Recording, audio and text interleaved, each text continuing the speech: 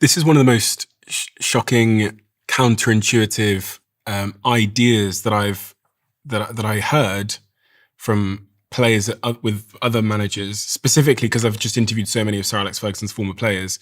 One of the shocking things they all said was that he treated people differently. And to hear you say the same thing as well, it really is the opposite of what you hear in business. In business, you hear that you have to be a consistent leader, that you have to be consistent, treat people the same. But in the world of football, people like you tell me that's not true. I think in business, in life, it's the same. So to lead, that's number one thing, you lead yourself. So that's the first one. In the morning, you stand up, you have to kick your own butt and say, come on, it's not the greatest day, but anyhow, we go. And then the people you lead, you need to understand to do it properly.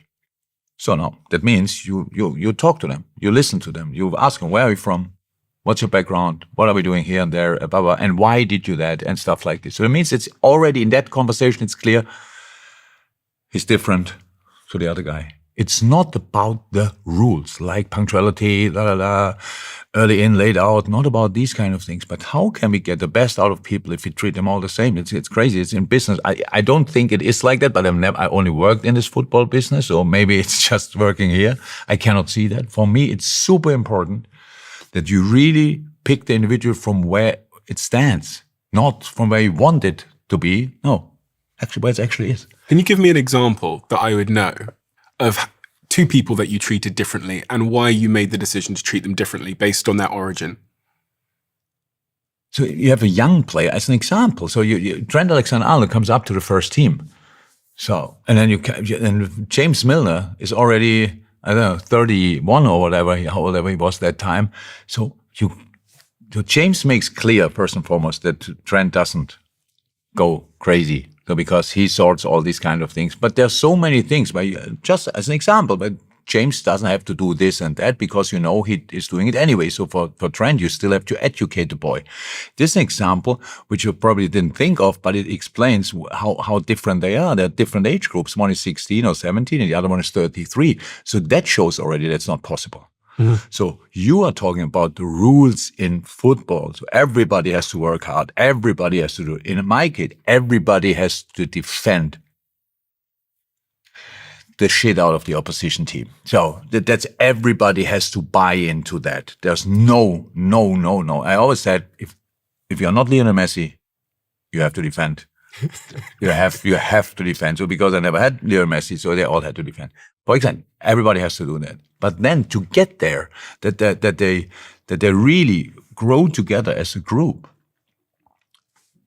In a group, everybody accepts that they are different. Otherwise, we are, I don't know, an army, and they are different. But it's not, I mean, just because we wear the same shirt. We have all our own qualities. So, and to bring them to life or let them shine, yeah, you have to get treated in the right way. And that's what I love to figure out. How is that possible? That was the conversations I had, the conversation with players during a season.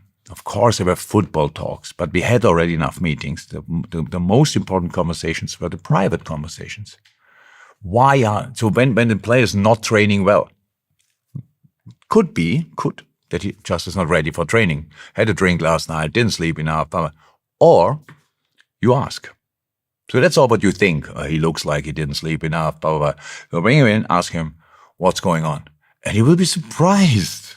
Most of the time, they either slept enough or didn't sleep enough for the right reason because something happened and nobody could sleep.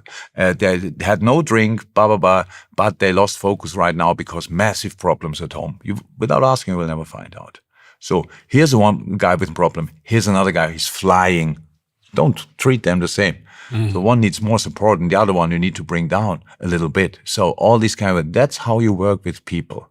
In the end, what you want is that the job of a leader is to make the target, the aim, the final destination, whatever, that clear like the sun, that everybody's automatically going there and you don't have to push them every day and say, by the way, there's the sun, let's run there. So that they know it. On the way there, you support them in different ways.